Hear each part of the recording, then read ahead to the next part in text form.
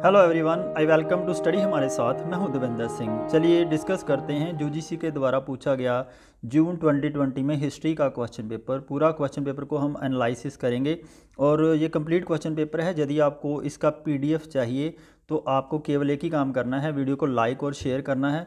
और डाउनलोड कैसे करना है आगे आपको मैं वीडियो में बताऊंगा। यदि आप चैनल पर नए हैं तो इसको सब्सक्राइब कर लेना और साथ में बेल आइकन की घंटी है उसको जरूर दबा देना, ताकि मेरी नेक्स्ट वीडियो का नोटिफिकेशन आपको उसी समय मिल जाए। क्योंकि हम 2021 में पूछे जाने वाले क्वेश्चन पेपर की पूरी प्रैक्टिस कर रहे हैं। इस चैनल पर बहुत सारी मेरी वीडियोस आने वाली हैं, एक के बाद एक वीडियो आएगी जो आपकी प्रैक्टिस को मूव ऑन करेगी। तो प्लीज़ इस चैनल को सब्सक्राइब करना मत भूलिएगा।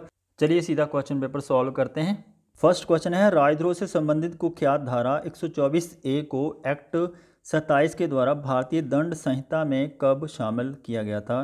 काफ़ी अच्छा क्वेश्चन है ये, मैं कहूँगा कि पॉलिटिकल साइंस से मिलता जुलता क्वेश्चन है। वहाँ से ही यूजीसी ने इस क्वेश्चन को उठाया होगा। और ये कब शामिल किया गया था? चार ऑप्शन है, 1860, 1861 और 1870 और 1879। हमने देखना है कौन सा आंसर इसमें सही होगा। सबसे पहले मैं आपको बता दूं कि ये वाला जो एक्ट था, ये जो राजद्रोह से संबंधित धारा थी, ये इनेक्ट की गई। सबसे पहले ड्राफ्ट की थी 1837 में लॉर्ड मैकॉले के द्वारा, और उसके बाद उसको इनेक्ट किया गया था 1860 ईस्वी में। यहाँ पर दोनों ऑप्शन दिए हुए हैं, एक ऑप्शन तो 1860 है, ठीक है। उसके बाद सेक्शन 124 से, ये वाली क्वेश्चन में जो पर्टिकुलरली हमें ये पूछा गया है कि 124 से कब उसमें इंट्रोड्यूस की गई थी, ये इंसर्ट की गई थी उसमें 1870 ईस्वी में। ये कौन लेके आए थे? James Stephens. इन्होंने इस राजद्रोह के संबंधित कुख्यात धारा से ये रिलेट करती थी। यहाँ पर इसका सही आंसर होगा 1870, ऑप्शन सी, यानी कि अब 3 आंसर यहाँ पर, थर्ड ऑप्शन बिल्कुल सही होगा। नेक्स्ट क्वेश्चन है, मुगल शासक सिंध की घुमंतू पशुपालक जनजातियों को नियंत्रित करना चाहते थे, क्यों? क्योंकि वे उन्हें इस्लाम में दीक्षित करना चाहते थे। ऑप्शन 2 है, वे उन्हें सुहारवादी सूफी सिलसिले से प्रभाव में लाना चाहते थे। या थर्ड ऑप्शन है, साम्राज्य की आय बढ़ाने के लिए वे उन्हें स्थानबद्ध करना चाहते थे। फोर्थ ऑप्शन है, वे उनके विशाल पशुधन को अपने इस्तेमाल के लिए हासिल करना चाहते थे। तो कौन सा ऑप्शन सही होगा? एक्चुअली जो मुगल शासक थे, जो सिंध की जो घुमांतू पशुपालक जनजातियां थी ना, उनको वो अपने एरिया में इसीलिए कंट्रोल करना चाहते थे क्योंकि वो चाहते थे कि उनके यहाँ हमारे रहने से उनके जो एरिया है, राज्य की जो आय है वो बढ़ जाएगी। तो यहाँ पर इसका थर्ड ऑप्शन सही होगा, साम्राज्य की आय बढ़ाने के लिए वे उन्हें स्थानबद्ध करना चाहते थे। तो अगला प्रश्न है, यहाँ पर 2 कथन दिए हैं, एक को कथन अभिकथन कहते हैं और दूसरा उसका तर्क है। तो हमने देखना है इनमें से कौन सा सही है। नीचे 2 कथन दिए गए हैं, और गुप्त काल में हिंदू धर्म विशेषकर भागवत धर्म या वैष्णव धर्म का उत्थान हुआ था। ये बात बिल्कुल सही कथन है, क्योंकि गुप्त काल में हिंदू धर्म खास तौर पर वैष्णव धर्म का वहाँ पर उत्थान हुआ था। राइट ऑप्शन है यहाँ पर। इसका तर्क क्या कहता है कि फाहियान के कथन अनुसार इस काल के दौरान धर्म फल फूल रहा था। यह भी कहा जा सकता है कि सांची के महास्तूप के चारों प्रवेश द्वारों पर बुद्ध की 4 प्रतिमाएं स्थापित की गई, और इस काल के दौरान ही नालंदा में बौद्ध शिक्षा का केंद्र भी बना था। ये भी कथन बिल्कुल सही कथन है। ये कथन फाहियान का है। कई बार कथन भी पूछ लिया जाता है कि किसका कथन है, तो यह भी आप याद रखना। क्वेश्चन पेपर में ऐसे क्वेश्चंस आते हैं क्योंकि क्वेश्चन से ही क्वेश्चन आगे बनते हैं, ठीक है। यहाँ पर हमने सही कूट चयन करना है, और ये दोनों स्टेटमेंट बिल्कुल सही हैं, लेकिन ये दोनों एक दूसरे की व्याख्या जो है ना, जो अभिकथन है, व्याख्या नहीं करती हैं। यहाँ पर राइट ऑप्शन हो जाएगा ऑप्शन बी। ए और आर दोनों सही हैं और ए आर की व्याख्या नहीं करता है। फोर्थ क्वेश्चन है, नीचे 2 कथन दिए गए हैं, उनमें से हमने देखना एक अभिकथन ए है और दूसरा उसका तर्क है। और ऐसे क्वेश्चन बार बार एग्ज़ाम में आ रहे हैं, तो इसलिए मैं एक सीरीज़ बना के लेके आ रहा हूँ। आप मेरे चैनल को सब्सक्राइब जरूर कर लेना। एक के बाद एक ऐसे ही क्वेश्चंस की पूरी सीरीज़ आएगी, जिससे आपकी पूरी प्रैक्टिस हो जाएगी कि ऐसे क्वेश्चंस को करना कैसे है। मैं अक्सर बताता हूँ कि इस क्वेश्चन को, ऐसे अभिकथन और तर्क वाले क्वेश्चन को करने का एक छोटा सा ट्रिक होता है, आप उसको फॉलो कीजिए, देखना फिर आपका क्वेश्चन बिल्कुल सॉल्व होता जाएगा। यहाँ पर अभिकथन कहता है कि पेशवा सरदारों पर अपना हुक्म चलाते थे और विजित क्षेत्रों में वे अपने लोगों को नियुक्त करते थे और उस क्षेत्र का लगातार विस्तार करते थे, जहाँ से वे सरदेशमुखी और चौथ की वसूली किया करते थे। तो तर्क कहता है कि पेशवाओं ने 2 शासकों, छत्रपति और मुगल बादशाह के प्रति अपनी निष्ठा व्यक्त की और दोनों से ही वास्तविक स्वायत्तता हासिल की।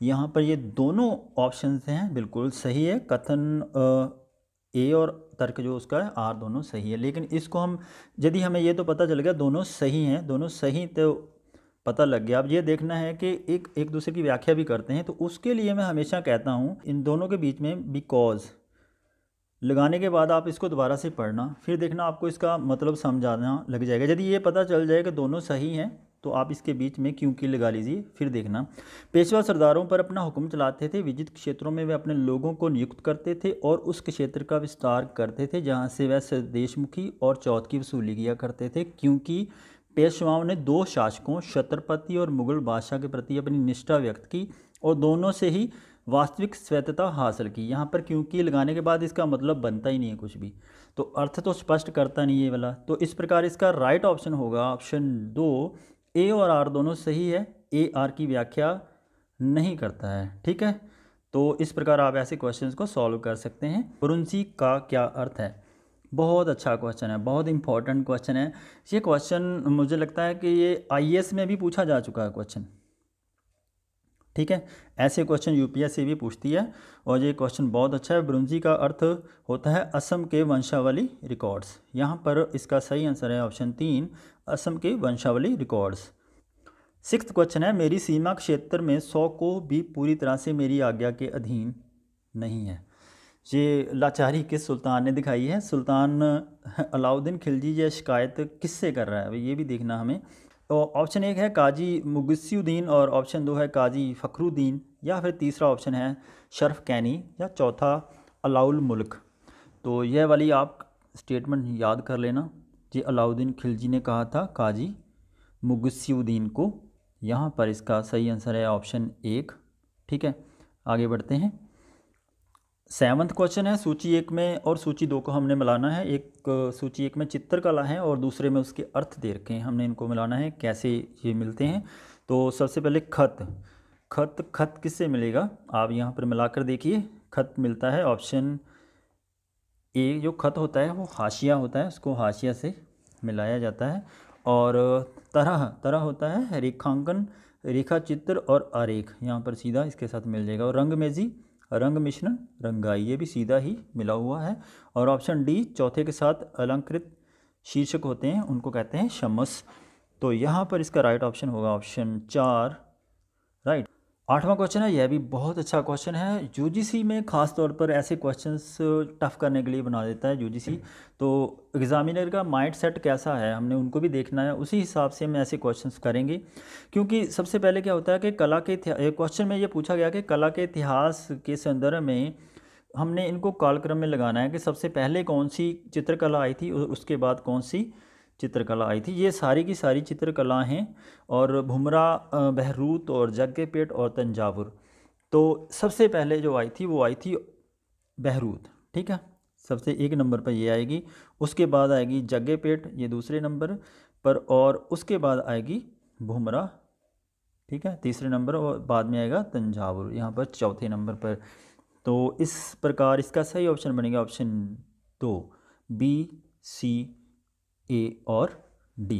9th क्वेश्चन है, बहुत अच्छा क्वेश्चन है। मैं कहता हूँ कि यूजीसी ने एक चीज़ तो स्पष्ट हो चुकी है कि यूजीसी 2019 का आप क्वेश्चन पेपर देखोगे, 2020 का भी देखोगे, तो उसमें भी सिख धर्म से लेकर उन्होंने 2 से 3 क्वेश्चन पूछे हैं। इसमें भी उन्होंने 2 क्वेश्चन पूछे हैं। हमने ये देखना है कि सिख गुरु गोबिंद सिंह के विषय में निम्नलिखित में से कौन सा कथन सही है। सही को हमेशा ध्यान रखना है, सही नहीं है, सही है। ये चीज़ हम अक्सर एग्ज़ाम में जाते हैं ना जब गलती होती है, क्योंकि वहाँ पर क्या होता है कि जो कंप्यूटर बेस्ड होता है क्वेश्चन पेपर, तो वहाँ पढ़ने में भी थोड़ी सी मिस्टेक हो जाती है। रेगुलर स्टूडेंट जो कंप्यूटर पे प्रैक्टिस करते हैं उनके लिए तो मुश्किल नहीं रहती इतनी, जो बुक में पढ़ते हैं और जाकर कंप्यूटर पे क्वेश्चन का आंसर देते हैं तो उनको इस प्रॉब्लम से गुजरना ही पड़ता है। तो पढ़ते हैं। ऑप्शन ए है, सिखों के 10वें गुरु गोबिंद सिंह ने युद्ध कला और आध्यात्मिक नेतृत्व दोनों में निपुणता हासिल की थी। ये सही कथन है, बिल्कुल सही। हमने सही देखने हैं कौन कौन से सही हैं। दूसरा ऑप्शन है, सैन्य कार्रवाई को उचित ठहराने के लिए उन्होंने सिख मान्यताओं को पुनः व्याख्या की। यह भी कथन सही है, क्योंकि उन्होंने बाद में पूरी की पूरी आर्मी बना दी थी, सिख आर्मी। ठीक है ना। और थर्ड ऑप्शन है, काबुल के गवर्नर शहजादा मुअज्जम ने सिखों के साथ एक समझौता किया और उन्हें पनाह दी। ये कथन भी बिल्कुल सही है। फोर्थ ऑप्शन है शहजादा मुअज्जम को अंततः आदेश मिला कि जिस सिख गुरु ने उनके राज्य में शरण ली है वह उसे राज्य से बाहर कर दें, लेकिन मुअज्जम ने इस आदेश को मानने से इनकार कर दिया। ये ऑप्शन जो है ये गलत है, क्योंकि ऐसा उसको आदेश नहीं मिला था। यहाँ पर ए, बी और सी तीनों सही हैं। यहाँ तीनों सही हैं, तो यहाँ पर राइट ऑप्शन होगा ऑप्शन 3, ए, बी और सी। 10th क्वेश्चन है, बहुत अच्छा क्वेश्चन है, क्योंकि ये क्वेश्चन बार बार एग्ज़ाम में ऐसे क्वेश्चंस आते हैं। मैं हमेशा कहता हूँ कि आप पुरातन जितनी भी वैदिक नदियाँ हैं और उनके जितने वर्तमान नाम हैं, आप उनको एक बार एक नोटबुक पर लिख लीजिए, उसके बाद उनको बार बार रिवाइज़ कीजिए। 8 से 10 ऐसी नदियाँ हैं, उन्हीं में से क्वेश्चन बार बार रिपीट होते हैं। UGC का ये फेवरेट क्वेश्चन है। इस क्वेश्चन को आप गलत कर दें तो ये बहुत ही, मैं कहूँगा कि आपकी प्रिपरेशन बहुत कमज़ोर है। ठीक है, तो इसको सॉल्व करते हैं। ठीक है, आस्कनी होता है चेनाब का नाम। ठीक है, और पुरुषणी रावी को कहते हैं। ठीक है, शतुद्री सतलुज को कहते हैं, और विपाश होती है ब्यास को। इसका मिलान करते हैं, देखते हैं। ए का 2, बी का 3, सी का 4 और डी का 1 यहाँ पर है एक ऑप्शन में। राइट ऑप्शन यहाँ पर हो जाएगा ऑप्शन 1। 11th क्वेश्चन है, बहुत अच्छा क्वेश्चन है ये भी। मैं कहूँगा कि ये क्वेश्चन काफ़ी डिफ़िकल्ट था। इसको रिसर्च करते समय, इसको ढूंढते समय हमें काफ़ी मुश्किल का सामना करना पड़ा, क्योंकि इसका कंटेंट प्रॉपर्ली मिल नहीं रहा था। तो अजोग ने जो आंसर दिया था उसके ऊपर तो हर कोई चला जाता है। मैं कभी भी अजोग के आंसर के ऊपर नहीं जाता हूँ, मैं उसको वेरीफाई ज़रूर करता हूँ, क्योंकि जो क्वेश्चंस हैं वो कहाँ से उन्होंने फ्रेम किया ये जानना बहुत ज़रूरी हो जाता है, ताकि आपकी प्रेपरेशन अच्छे तरीके से चले। ऐसी प्रेपरेशन का क्या फ़ायदा कि मैं आपको एक आंसर बता के चला जाऊँ। ठीक है, प्रैक्टिस तो आपको करनी होगी ना। अभी बहुत जल्द एग्ज़ाम आने वाला है, डेट अनाउंस हो चुकी हैं, आप प्रेपरेशन करते रहिए। ठीक है, प्रैक्टिस करिए, जितनी ज़्यादा प्रैक्टिस होती है उतनी ज़्यादा करिए। इस क्वेश्चन का सही आंसर जो है, हिस्ट्री से संबंधित जितनी भी बुक्स हैं मैंने उनको खोला है, पढ़ा है, लेकिन उनमें कहीं भी मुझे ऐसा सही आंसर जो इसका होना चाहिए जो वो पूरी तरह से नहीं मिला। जो अजोग ने दिया है उस आंसर को मैं वेरीफाई करना चाहता था, लेकिन ये मेरे पास एक इसका पूरा प्रॉपर सही बिल्कुल ऑथेंटिक इसकी इन्फॉर्मेशन है। ये क्वेश्चन उन्होंने कहाँ से लिया होगा। क्वेश्चन ये पूछ रहा है कि अमृत कुंड, जिसमें स्वास्थ्य के लिए विभिन्न प्रकार के अभ्यासों और प्रयोगों का वर्णन किया गया है, यह ग्रंथ फारसी में किस नाम से अनुदित किया गया है? तो खान ए पुर नेमन ऑप्शन 2 है, हौज उल हयात, सी ऑप्शन है नूर सिपिहर, या फिर फोर्थ ऑप्शन है हशत बिशत। तो इसकी सही एक्सप्लेनेशन है। आप यदि इसको वेरीफाई भी करना चाहते हैं तो बहर अल हयात ये एक बुक है, तो ये 16वीं सदी में लिखी गई थी, काफ़ी फेमस बुक है। और इस बुक को बाद में उन्होंने क्या किया, ये मोहम्मद गलियावरी ने लिखी है। ठीक है, इसका जो राइटर है मोहम्मद गवालियारी है, और इस पुस्तक का आगे चलकर हौज उल हयात नामक का शीर्षक जो है फ़ारसी में अनुवाद किया गया था। ठीक है, यहाँ पर इसका राइट ऑप्शन हो जाएगा ऑप्शन 2। ठीक है, नोट कर लेना। आगे चलते हैं। 12th क्वेश्चन है, निम्नलिखित में से किसने 15 जनवरी 1876 को Indian association for the cultivation of science की स्थापना की थी? आसान क्वेश्चन था। JC बोस, PC रे, CV रमन, या फिर फोर्थ ऑप्शन है महेंद्र लाल सरकार। एक्चुअली क्या था कि Indian association for the cultivation of science की स्थापना 15 जनवरी 1876 को की गई थी। ये की थी महेंद्र लाल सरकार ने। जो महेंद्र लाल सरकार भारत के एक चिकित्सक, समाज सुधारक और वैज्ञानिक चेतना के प्रसारक नेता थे। ठीक है, और 15 जनवरी 1876 को Indian association for cultivation of science की स्थापना इन्होंने की थी। इनका जन्म हुआ था 2 नवंबर 1833 को हावड़ा में, और इनकी मौत हुई थी 29 फरवरी 1904 कोलकाता में। मेरा हमेशा ही मकसद यह रहता है कि मैं आपको पूरी जानकारी दूं। 13th क्वेश्चन है, निम्नलिखित में से किन स्थानों पर अशोक के पृथक शिलालेख मिले हैं? धौली, जौगढ़, सनाती या उदय गोमल। बहुत अच्छा क्वेश्चन है। अशोक के जितने भी शिलालेख हैं काफ़ी ज़्यादा, उनकी एक ही आप नोटबुक पर लिखिए, उनको बार बार रिवाइज़ करिए। उनके शिलालेखों की भी श्रेणियां हैं, 2-3 श्रेणियों में शिलालेखों को उन्होंने बांट रखा है। तो यहाँ पर पृथक शिलालेख कहाँ मिले हैं हमने देखना है, धौली में, जौगढ़ में, सनाती या फिर उदय गोमल में। जो अशोक के पृथक शिलालेख हैं वो मिले हैं उनको 3 जगहों से। यहाँ पर जो 3 जगह है ना, धौली में है, जौगढ़ में और सनाती में। जो धौली है उड़ीसा के पुरी जिला में है, और इस अभिलेख में पशु बाढ़ और समारोह में होने वाला खर्च की निंदा की गई है। ठीक है, और उड़ीसा के ये वाला जो है जौगढ़, उड़ीसा के जौगढ़ जिले में स्थित है, और इसमें कलिंग की प्रजा के साथ कहा है कि भाई आपने जो मेरी प्रजा है कलिंग देश की, जो यहाँ पर उन्होंने बहुत ज़्यादा अत्याचार किए थे, क्योंकि कलिंग का जो युद्ध हुआ था उसके बाद अशोक ने अपना हृदय परिवर्तन कर लिया था, और यहाँ पर उन्होंने कहा कि यहाँ की जो जितनी भी जनता है मैं चाहता हूँ कि आप उनके साथ पुत्र व्यवहार करें। तो ये वाली जो स्टेटमेंट है ये जौगड़ अभिलेख में आपको मिलेगी। और सनाती भी जो है ये पृथक शिलालेख है। यहाँ पर तीनों सही हैं, ए बी और सी। और यहाँ पर है तीसरे ऑप्शन में ए बी और सी, यहाँ पर राइट आंसर हो जाएगा। 14th क्वेश्चन है, यह भी प्राचीन भारतीय इतिहास का इंपॉर्टेंट क्वेश्चन मैं कहूँगा कि भारत की नवपाषाण संस्कृति में निम्नलिखित में से क्या पाया गया है। ऑप्शन ए है घिसकर और पॉलिश कर बनाए गए प्रस्तर उपकरण, ऑप्शन बी है हल, ऑप्शन सी है बैलगाड़ी, या फिर ऑप्शन डी है खेती से उपजाए गए जौ और मटर। आपने यह बताना है कि नवपाषाणिक संस्कृति में इनमें से क्या पाया गया है। तो एक्चुअल क्या है कि जो न्यूलिथिक एज थी उसमें एक तो घिसकर और पॉलिश कर बनाए गए प्रस्तर उपकरण थे, ठीक है, हल और बैलगाड़ी नहीं था, और इसके बाद खेती से उपजाए गए जौ और मटर ये भी थे, ठीक है। यहाँ पर इसका राइट ऑप्शन होगा ऑप्शन 3, केवल ए और डी। 15th क्वेश्चन है, निम्नलिखित में से किसने साम्राज्यवाद विरोधी जन मोर्चा कांग्रेस के अंतर्गत गठित किया था। कब किया था? 1936 ईस्वी में। बहुत अच्छा क्वेश्चन पूछा है यूजीसी ने। ऑप्शन एक है आरपी दत्त और ब्रैन ब्रैडले, और दो ऑप्शन है सुभाष चंद्र बोस, और तीसरा ऑप्शन है छठी कार्मिटर्न कांग्रेस, और फोर्थ ऑप्शन है फिलिप्स सेपरेट। देखिए जो साम्राज्यवाद विरोधी जन मोर्चा था 1936 में बनाया था, ये बनाया था आरपी दत्त और ब्रेन ब्रैडले ने। यहाँ पर इसका सही आंसर है ऑप्शन 1। 16 क्वेश्चन है, बहुत अच्छा क्वेश्चन है। Calcutta and Howrah smoke nuisances act के अनुसार जूट मिलों के उत्सर्जन पर नियंत्रण लगाया गया था, ठीक है। यह अधिनियम बंगाल काउंसिल के द्वारा किस वर्ष पारित किया गया था। तो यह जो अधिनियम पारित किया गया था बंगाल काउंसिल ने ये किया था 1863 में। यहाँ पर इसका सही आंसर है ऑप्शन 3। 17 क्वेश्चन है, संगीत के क्षेत्र में अपनी महारत के लिए निम्नलिखित में से कौन सा राजा सुल्तान कवि को गंधर्व की उपाधि से संबोधित किया गया था। ऑप्शन एक है सुल्तान सिकंदर लोदी, दूसरा ऑप्शन है सुल्तान हुसैन शर्की, तीसरा ऑप्शन है ग्वालियर के राजा मान सिंह, और चौथा ऑप्शन है अमीर खुसरो। तो इसका सही ऑप्शन है ऑप्शन 2, सुल्तान हुसैन शर्की। यहाँ पर सुल्तान हुसैन शर्की को गंधर्व की उपाधि से सम्मानित किया गया था। एक बुक थी मिरात ई आफ्ताबनुमा, ठीक है, उसके जो लेखक हैं उनका नाम है शाहनवाज़ खान, ठीक है। जो शाहनवाज़ खान है उन्होंने इसको कहा था कि ये जो सुल्तान हुसैन शर्की हैं ना, एक बहुत अच्छे संगीतकार और संगीतज्ञ हैं, और कहा जाए कि ये बाज बहादुर और तानसेन की श्रेणी में आते हैं।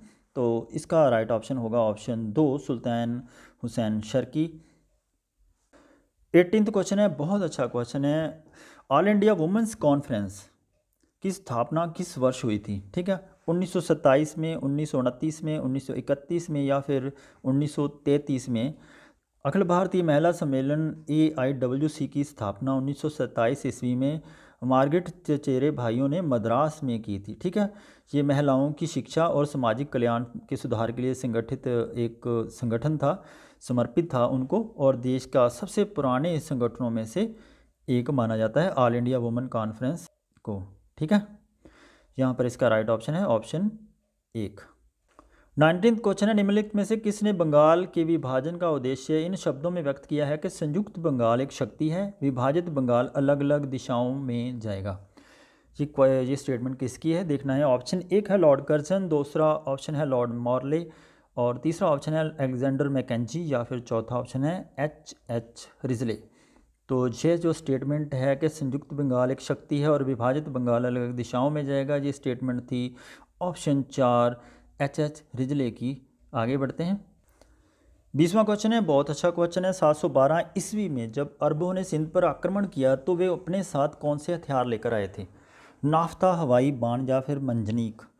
712 ईस्वी में जब मोहम्मद बिन कासिम की लीडरशिप में सिंध पर आक्रमण किया गया तो उसका रिजल्ट क्या हुआ था कि उसके कारण एक युद्ध हुआ था जिसे रेवा के नाम से भी हम जानते हैं, और इस युद्ध में सिंध का शासक दाहिर मारा गया और भारत में अरबों का आगमन हो गया इसी युद्ध के कारण। ठीक है, जब ये इस युद्ध को लड़ने के लिए आए थे ना, तो उस समय ये दो चीज़ें साथ में लेके आए थे। एक तो लेके आए थे नाफ्ता और दूसरा मंजनीक। यहाँ पर इसका राइट ऑप्शन होगा ए और डी। ए और डी यहाँ पर है ऑप्शन 4 में।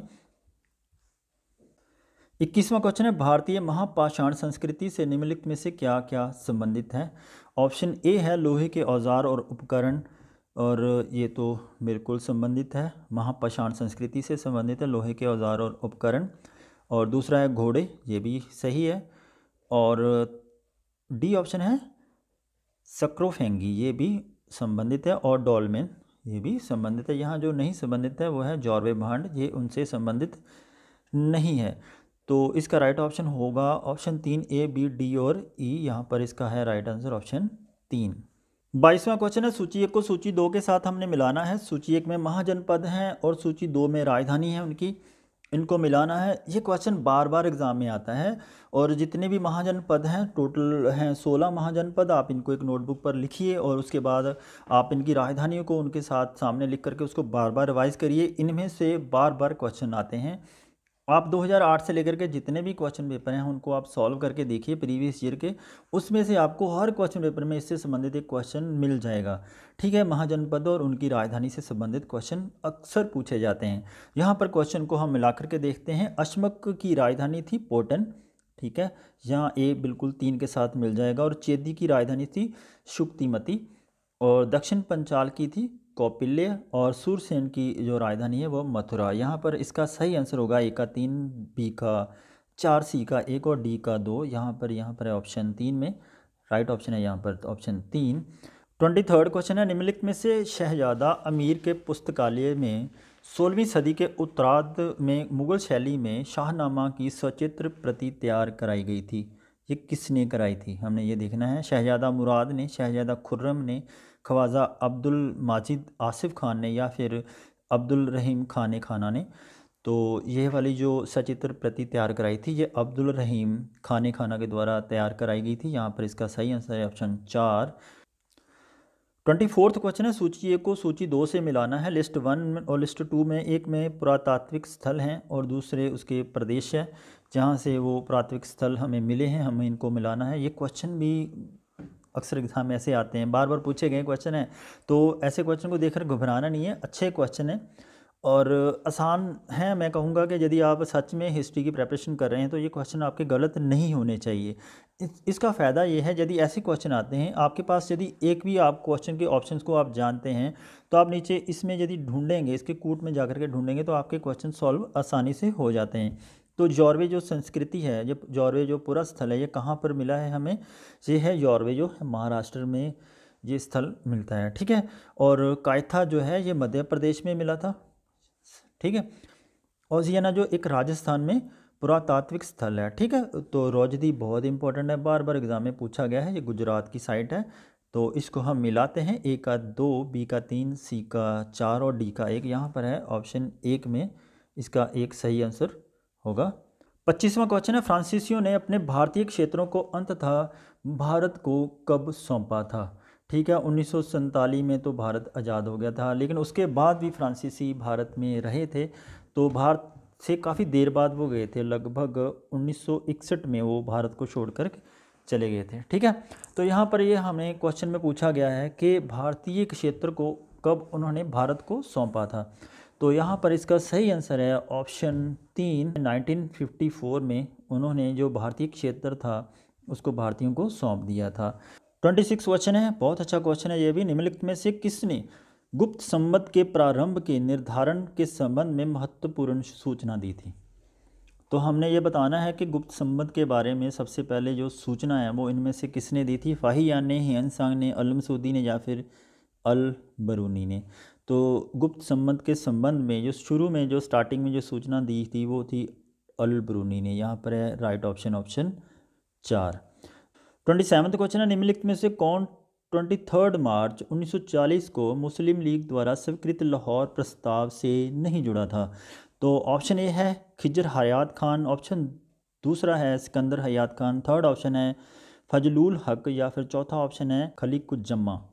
तो जो 23 मार्च 1940 को मुस्लिम लीग ने एक प्रस्ताव पारित किया था, तो उसमें जो नहीं जुड़े थे वो एक, उसमें जो जुड़े थे एक तो खलीक उज़्ज़मा भी उसमें शामिल थे, फजलुल हक भी थे उसमें शामिल, और सिकंदर हयात खान भी उसमें शामिल थे। तो जो नहीं शामिल थे वो थे खिजर हयात खान। यहाँ पर इसका राइट ऑप्शन हो जाएगा ऑप्शन 1। बहुत अच्छा क्वेश्चन है। निम्नलिखित में से कौन जैन भिक्षुणी बनने वाली पहली महिला थी? चंदना, खेमा, सुजाता या फिर त्रिशला? तो ये बुद्धिज़्म और जैनिज़्म से भी हर बार 2 से 3 क्वेश्चन आते हैं। इस क्वेश्चन पेपर में भी आपने देखना कि ये फर्स्ट क्वेश्चन है, आगे भी और क्वेश्चन आएंगे। तो आप बुद्धिज़्म जैनिज़्म का ज़्यादा बड़ा चैप्टर नहीं है, आप उसको 2-3 बार 4 बार रिवाइज करेंगे तो आपके 2 से 3 क्वेश्चन सॉल्व होने की प्रोबेबिलिटी बिल्कुल बढ़ जाएगी। ठीक है, तो आप इसको मिस मत करिए। तो यहाँ पर क्वेश्चन में पूछा गया कि जैन भिक्षुणी बनने वाली पहली महिला कौन थी? वो थी चंदना। यहाँ पर राइट आंसर है इसका ऑप्शन 1। 29th क्वेश्चन में भी अभी कथन और तर्क से संबंधित क्वेश्चन है, बहुत अच्छे क्वेश्चन है। औपनिवेशिक विज्ञान उपनिवेशवाद के समग्र ताने बाने के साथ अभिन्न रूप से गुथा हुआ था। अभी कथन ये कहता है, तर्क क्या कहता है कि उपनिवेशिकता विज्ञान बहुत स्पष्टता के साथ नहीं आया। सार्वभौमिकता और विज्ञान की उपादेयता के दावों ने इनकी पहचान को धुंधला कर दिया था। मैंने पहले भी आपको क्वेश्चन में बताया कि यदि हम इसमें क्योंकि लगा लें तो आपको इसका अर्थ स्पष्ट होना शुरू हो जाएगा। यहाँ पर बिकॉज लगाकर आप आगे बढ़िए, देखना क्वेश्चन का कैसे आंसर स्पष्ट होगा। ये दोनों कथन सही हैं। ठीक है, औपनिवेशिक विज्ञान उपनिवेशवाद के समग्र ताने बाने के साथ अभिन्न रूप से गुथा हुआ था, क्योंकि उपनिवेशिकता, यहाँ पर आप देखना, यहाँ मतलब स्पष्ट हो रहा है ना, उपनिवेशिकता विज्ञान बहुत स्पष्टता के साथ नहीं आया था। सार्वभौमिकता और विज्ञान की उपादेयता ने दावों ने उनकी पहचान को धुंधला कर दिया था। दोनों ही ऑप्शन सही हैं और ए और आर दोनों सही हैं, और ए आर की व्याख्या करता है। यहाँ पर राइट ऑप्शन है ऑप्शन 1। 30वां क्वेश्चन है, आरंभ से शुरू करते हुए निम्नलिखित संगठनों की स्थापना को कालक्रम में हमने लगाना है। मद्रास महाजन सभा, Rajahmundry social reform association, Allahabad people association या फिर इंडियन एसोसिएशन ऑफ लाहौर ना सार्वजनिक सभा। हमने इनको क्रोनोलॉजिकल ऑर्डर में लगाना है। मद्रास महाजन सभा थी, ये 1884 ईस्वी में आई थी। ठीक है, और एम वीर राघवचारी और सुब्रमण्यम अय्यर एक उनके साथ और भी थे, पी आनंद चारालू ने इसकी स्थापना की थी। और 1878 ईस्वी में जो राजमुंद्री सोशल रिफॉर्म एसोसिएशन थी उसकी शाखा बनी थी। ये विधवा महिलाओं की सहायता के लिए वीर सालिंगम पन्ननतुल्लु ने इसकी स्थापना की थी। ठीक है, और उसके बाद एक है 1876 में इंडियन एसोसिएशन की स्थापना की गई थी। ये सुरेंद्रनाथ बैनर्जी और आनंद मोहन बोस ने इसकी स्थापना की थी। तो पूना सार्वजनिक सभा जो थी 1870 ईस्वी में महादेव गोविंद रानाडे और एस.एच. चिपलंकर ने पूना सार्वजनिक सभा की स्थापना की थी। यदि हम इनके क्रोनोलॉजिकल ऑर्डर को हम मिलाएंगे तो सबसे पहले आएगा ऑप्शन ई, फिर आएगा डी, फिर आएगा सी, फिर आएगा बी और फिर आएगा ए। यहाँ पर है इसका right option option 2। 31st question है, अफगान राज्य के तंत्र के बारे में निम्नलिखित में से कौन सा कथन सही है? यहाँ पर मैंने सही को फिर से हाईलाइट किया है। ऑप्शन ए है, बहलोल के विपरीत सिकंदर लोदी ने राज सिंहासन पर बैठना शुरू किया, कोई भी दूसरा अमीर उसके बराबर नहीं बैठ सकता था। ये कथन सही है, बिल्कुल सही है, बहलोल लोदी ने ऐसा ही किया था, और वह भी समान हैसियत वालों में प्रथम के सिद्धांत में विश्वास रखता था। सी ऑप्शन है, अमीरों तथा आम जनों के सामने सुल्तान की श्रेष्ठता स्थापित करने के लिए उसके इस राज्य से दूर दराज के क्षेत्रों में राजकीय फरमान प्राप्त करने के लिए विस्तृत नियम बनाए थे। ये कथन भी बिल्कुल सही कथन है। और डी ऑप्शन है, एक प्रभावशाली गुप्तचर व्यवस्था सुल्तान को राज्य और विशेषकर अमीरों की गतिविधियों से सूचित रखती थी। ये भी स्टेटमेंट बिल्कुल सही है। यहाँ पर 3 स्टेटमेंट बिल्कुल सही है, ए, सी और डी। ए, सी और डी यहाँ पर है ऑप्शन 3 में। और ये वाली स्टेटमेंट जो है ना, वह अभी समान हैसियत वाले में प्रथम के सिद्धांत में विश्वास रखता था, ये गलत है। यहाँ पर राइट ऑप्शन ऑप्शन 3। 32वां क्वेश्चन है, किस प्राचीन तमिल लेखक ने ये नंद शासकों द्वारा संचित धन संपदा का उल्लेख किस राइटर ने किया है? यहाँ पर प्राचीन जो लेखक हैं उनका नाम है नीचे कंबन, कुलशेखर, माधुर कवि या फिर मामूल नार। तो कौन सा राइटर है जिसने इनके बारे में बताया? ये थे मामूल नार। यहाँ पर है राइट ऑप्शन, मामूल नार ने ही नंद शासकों के द्वारा जो एकत्रित की गई थी धन संपदा उसका उल्लेख किया है। ठीक है, स्त्री धन शब्द का पहली बार उल्लेख निम्नलिखित में से किस ग्रंथ में हुआ है? शतपथ ब्राह्मण, सुत्त पिटक, अर्थशास्त्र या फिर हर्षचरित, किस में किया गया है? तो ये वाला जो स्त्री धन का शब्द सबसे पहली बार वो किया गया था अर्थशास्त्र में। यहाँ पर तीसरा ऑप्शन बिल्कुल सही है। अर्थशास्त्र की रचना की थी कौटिल्य ने और 3 ईस्वी पूर्व 03 BC में संस्कृत में लिखा गया ये राजनीतिक ग्रंथ है। एक्चुअली क्या है कि कई बार अर्थशास्त्र का नाम सुनते ही हमें लगता है शायद इकोनॉमी से रिलेटेड ये ग्रंथ होगा, लेकिन नहीं, बिल्कुल ये राजनीतिक ग्रंथ है। राजनीति के संबंधित जितनी भी जानकारियाँ इसमें दे रखी हैं और इसमें राज्य व्यवस्था, कृषि न्याय, स्त्री धन और राजनीतिक पहलुओं पर विचार किया गया है। यहाँ पर है इसका राइट ऑप्शन 3 अर्थशास्त्र। 34वां क्वेश्चन है, सूची को सूची 2 से सुमेलित कीजिए। लिस्ट 1 और लिस्ट 2 में एक में स्रोत हैं, दूसरे में उससे संबंधित विषय दे रखे हैं। गनायत उल मुनवा ये फिरोज तुगलक काल में संस्कृत का एक संगीतक ग्रंथ था, ये बिल्कुल सही सुमेलित है। और फतवा है जहांदरी राजनीतिक दर्शन प्रणाली से संबंधित है, ये भी सीधा मिला हुआ है। और सी ऑप्शन है आदाब उल हर्ष या सुजात, ये युद्ध कला से संबंधित है, ठीक है। और डी ऑप्शन है खाजवाइन उल फुतहू, ये अलाउद्दीन खिलजी के दक्षिण अभियान का विवरण आपको इस बुक में मिल जाएगा, ठीक है। तो चारों के चारों ये भी सी डी ऑप्शन जो सीधे मिलाए हुए हैं। तो यहाँ पर देखते हैं ऑप्शन में ए का ए, बी का 2, यहाँ पर है राइट ऑप्शन ऑप्शन 2 ए, बी, सी, डी और डी। 35वां क्वेश्चन है, प्रारंभिक वैदिक काल में वज्रपति कौन था? जो वैदिक काल था उसमें बहुत सारी ऐसी टर्म्स आपको मिल जाएंगी जिससे संबंधित क्वेश्चन प्राय पूछे जाते हैं, तो आपको ऐसे क्वेश्चंस को गलत नहीं करना है। जो वज्रपति होता था वो योद्धा समूह का प्रमुख नेतृत्व करने वाला अधिकारी होता था। यहाँ पर है इसका राइट ऑप्शन 1। 36 क्वेश्चन है, गुप्त सम्राट चंद्रगुप्त द्वितीय को किस अन्य नामों से जाना जाता है? ठीक है, देवगुप्त, देवराज, देवपुत्र या देवव्रत। सारे देव से रिलेटेड करके कंफ्यूज कर दिया एग्जामिनर ने। तो ये क्वेश्चन बहुत आसान था, आसानी से हो जाता है। 2 ही ऐसे नाम हैं जो सम्राट चंद्रगुप्त द्वितीय से संबंधित हैं। और चंद्रगुप्त जो था उसका समयकाल 414 AD में। जो सांची का अभिलेख है उसमें उसे देवराज और प्रवरसेन कहा गया है। विक्रम संवत की शुरुआत भी चंद्रगुप्त द्वितीय ने ही की थी। और इनके अन्य नाम भी हैं, इनको देवगुप्त भी कहा जाता है और देवराज भी कहा जाता है। यहाँ पर इसका राइट ऑप्शन है ऑप्शन 2। 37वां क्वेश्चन है, भारत में आने वाले निम्नलिखित यूरोपीय यात्रियों को आरंभिक काल के उनके ऐतिहासिक कालक्रम में रखें। ए बे कैरे, फ्रेस स्टेबेस्टियन मैनरिक, और सी ऑप्शन है जेमेली करेरी, और डी ऑप्शन है प्रिटो डेला वेले। तो हमने इनको क्रोनोलॉजिकल ऑर्डर में लगाना है। सबसे पहले आए थे प्रिटो डेला वेले, उसके बाद आए थे फ्रेस सेबेस्टियन मैनरिक, और उसके बाद आते हैं ए बे कैरे, और लास्ट में आते हैं जेमली करेरी। यहाँ पर है इसका right option option D option 4, D, B, A और सी। 38वां क्वेश्चन है, भाषाई आधार पर राज्यों के पुनर्गठन के लिए नेहरू की हिचकिचाहट को निम्नलिखित में से किसका समर्थन प्राप्त था? ऑप्शन ए है महात्मा गांधी, बी ऑप्शन है वल्लभ भाई पटेल, सी ऑप्शन है EMS नबुद्दीपाद, और डी ऑप्शन है सी राजगोपालाचारी। यहाँ पर हमने देखना है कि जब राज्य का पुनर्गठन हुआ था उस समय नेहरू का समर्थन किसने किया था, ठीक है। ये क्वेश्चन में पूछा गया, काफ़ी अच्छा क्वेश्चन है। भाषा के आधार पर राज्य का पुनर्गठन हुआ तो उस समय बहुत सारी समितियों ने सुझाव दिया।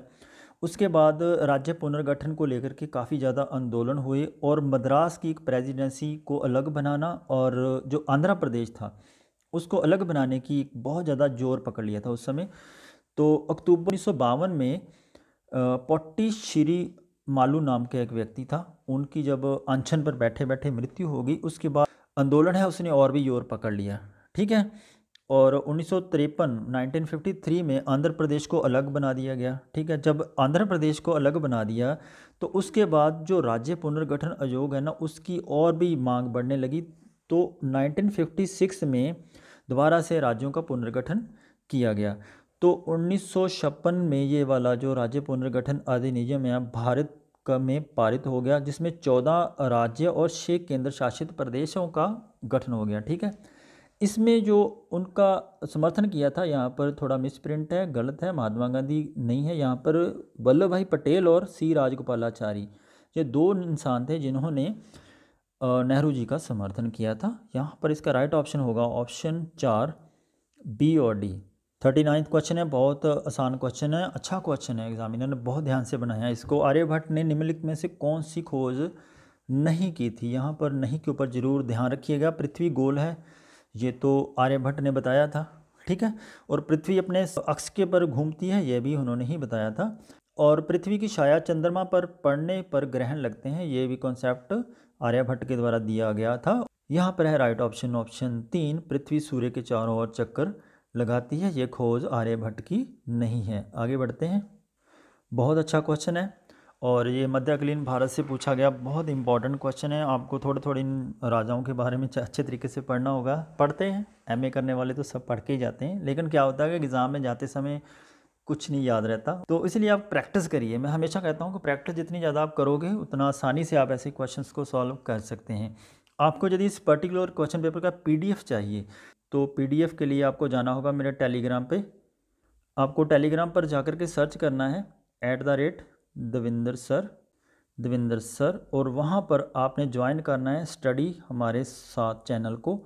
स्टडी हमारे साथ चैनल को ज्वाइन करने के बाद आप वहाँ से बिल्कुल फ्री ऑफ कॉस्ट पूरे पीडीएफ जितने भी प्रीवियस ईयर के क्वेश्चन पेपर हैं उनके पीडीएफ्स डाउनलोड कर सकते हैं, जिसका कोई भी चार्जेस नहीं है।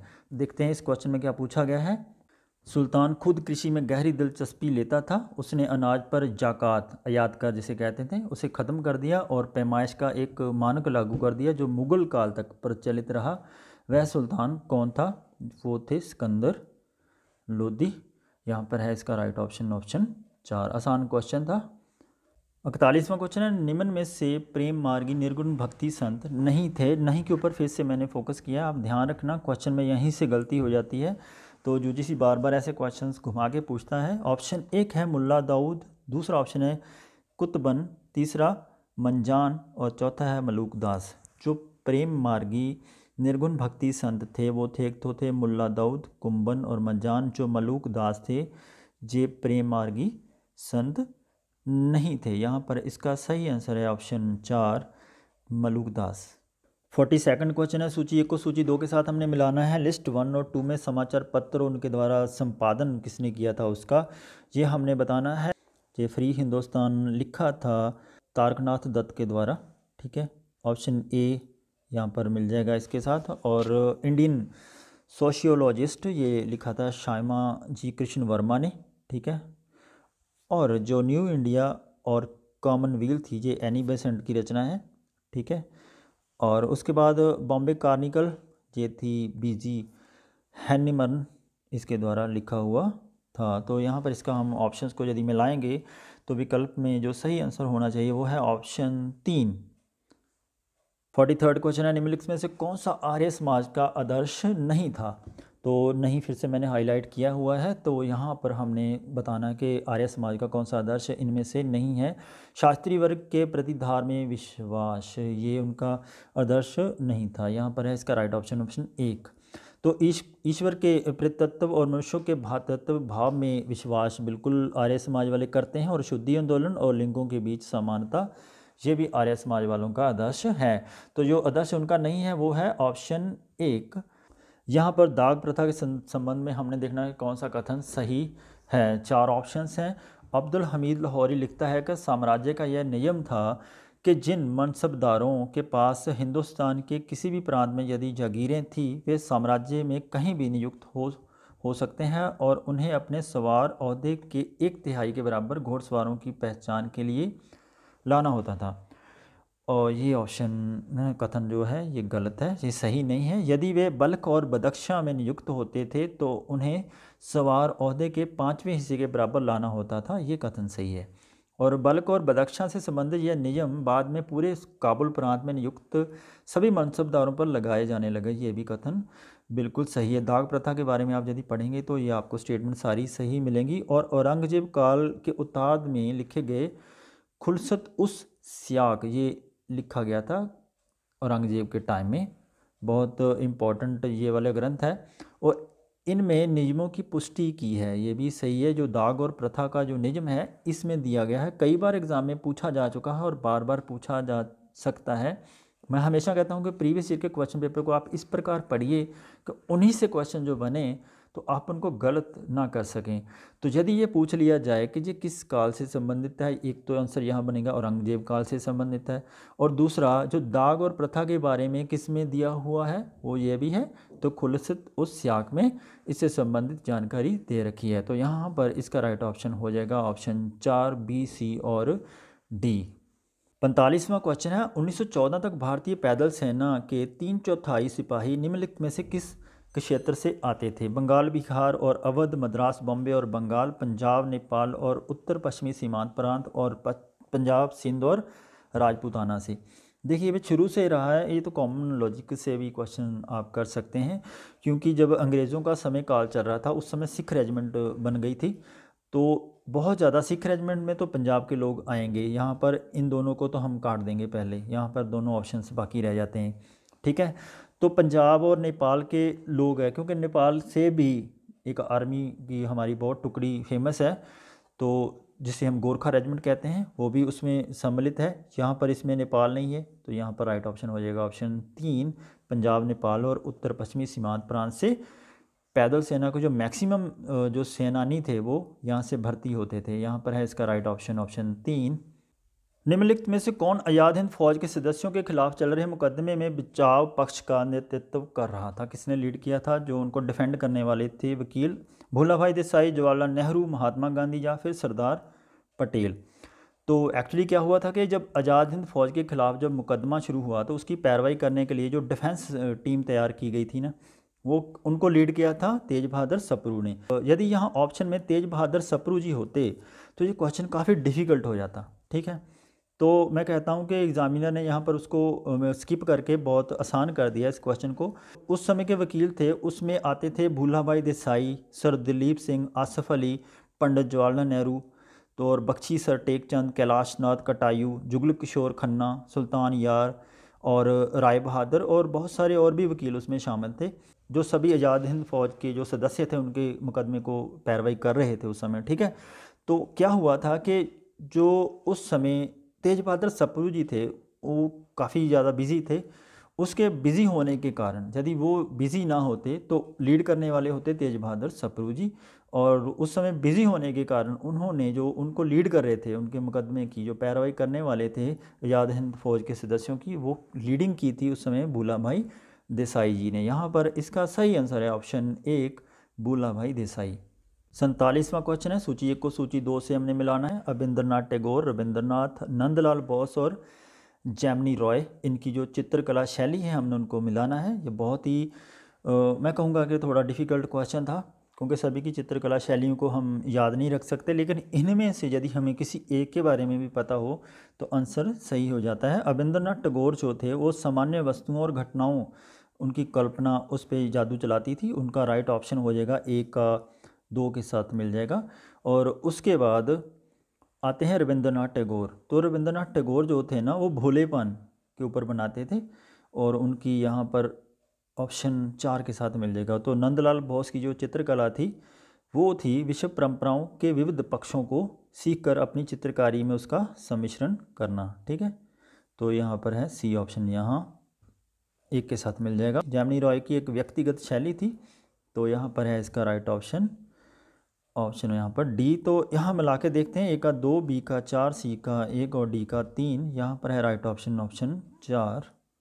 48वां क्वेश्चन है, निम्नलिखित चोल किंग्स को हमने उनको कालक्रम में लगाना है। कुलतोंग प्रथम, राजा राज प्रथम। कुलतोंग प्रथम का समय काल था 1070 से लेकर के 1120 AD तक, और राजा राज प्रथम का 1985 से 1012 तक, और राजेंद्र प्रथम थे 1012 से लेकर 1044 तक, और वीर राजेंद्र थे 1067 से लेकर 1070 AD तक। तो हमने यदि इसका ऑप्शन हम मिलाएंगे, सबसे पहले आएगा ऑप्शन बी, फिर आएगा सी, फिर आएगा डी, फिर आएगा ए। यहाँ पर है इसका राइट ऑप्शन ऑप्शन 2।